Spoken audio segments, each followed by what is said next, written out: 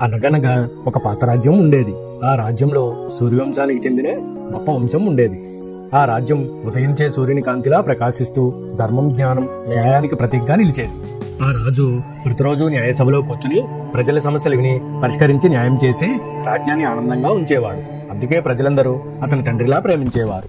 రాజకుమారుడు చిన్నప్పటి నుంచే విద్యా యుద్ధ కళల్లో ప్రతిభ చూపించాడు. గుర్రపు స్వారీ, విలువిద్య, కత్తిసాముల్లో అతని నైపుణ్యం అందరినీ ఆశ్చర్యపరిచింది. కానీ ఆ అద్భుతమైన కోటలో ఒక రహస్య గది ఉండేది. ఆ తలుపుపై సూర్యచిహ్నం చెక్కబడి ఎప్పుడూ మూసి ఉండేది. ఎవ్వరూ ఆ తలుపును తెరవడానికి ప్రయత్నించేవారు కాదు. రాజకుమారుడు పెరిగే కొద్దీ ఆ రహస్య గది తలుపు వైపు ఆసక్తి కూడా పెరిగింది. ఆ తలుపు వెనుక ఏముంది అని తరచుగా ఆలోచించేవాడు. ఒక రోజు రాజు తన కుమారుణ్ణి హెచ్చరించాడు. ఆ గది వెనుక సూర్యవంశ రహస్యం దాగి ఉంది. నీకు ఇంకా దాన్ని తెలుసుకునే సమయం రాలేదు అని చెప్పాడు. కానీ యువరాజు మనసు ఆ రహస్య తలుపు వైపే లాగబడేది. అతను నక్షత్రాల రాత్రి కిటికీ దగ్గర నిల్చుని ఎప్పుడూ ఆలోచనలో మునిగిపోయేవాడు. అప్పుడే శత్రువులు రాజ్యంపై దాడి చేయడానికి సిద్ధమయ్యారు. నల్లని కవచాలు, ఎర్ర జెండాలతో వారు ముందుకు కదిలారు. ఆ వార్త విన్న రాజ్యంలోని ప్రజలు భయంతో వణికిపోయారు. సైనికులు కూడా గందరగోళంలో పడ్డారు. ఈ టైంలోనే రాజు తీవ్ర అనారోగ్యానికి గురై మంచం పట్టాడు. రాజ్యంలోని ప్రజల మొత్తం బాధ్యత యువరాజు పైనే పడింది. ధైర్యంగా యువరాజు రహస్య గది తలుపు ముందు నిలబడ్డాడు. అతని కళ్ళల్లో నిశ్చయభావం కనిపించింది. తలుపు తెరిచిన వెంటనే లోపల నుంచి బంగారు కాంతి వెలుగుతుంది. ఆ కాంతి యువరాజు ముఖాన్ని దివ్యంగా మార్చింది. ఆ గదిలో పురాతన గ్రంథాలు, గోడలపై చిత్రాలు, ఒక పవిత్ర కత్తి సూర్యచిహ్నంతో మెరుస్తూ కనిపించాయి. గ్రంథాన్ని చదివిన యువరాజుకు వంశానికి సంబంధించిన రహస్యం రాసి ఉందని తెలుసుకున్నాడు. నిజాయితీ, ధర్మం, త్యాగం ఉంటేనే సూర్యవంశ శక్తి వెలుగుతుంది అని అందులో రాసి ఉంది.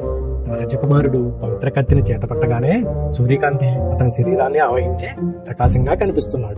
అతని హృదయంలో కొత్త ధైర్యం ఉప్పొంగింది.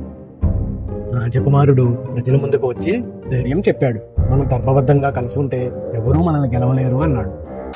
రాజకుమారుని మాటలతో సైనికులు మళ్లీ ఉత్సాహం తెచ్చుకున్నారు. వారంతా కవచాలు ధరించి యుద్ధానికి రెడీ అయ్యారు.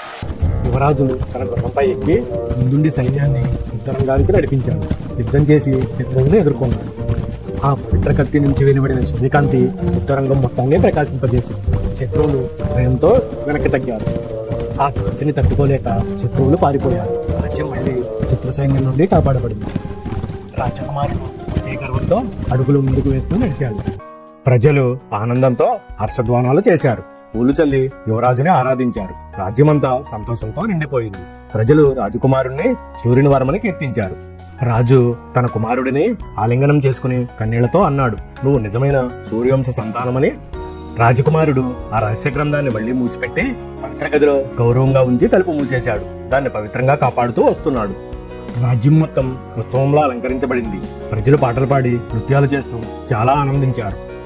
చివరగా సూర్యుడు ఉదయించి బంగారు కాంతి విరజిమ్మాడు. అలా సూర్యవంశ రహస్యం అందరికీ తెలిసింది. సూర్యవంశ రహస్యం నిజానికి ధర్మం, నిజాయితీ, ధర్మం, త్యాగమే శక్తి అని. ఇలాంటి మరిన్ని వీడియోస్ కోసం please like, subscribe and support my channel.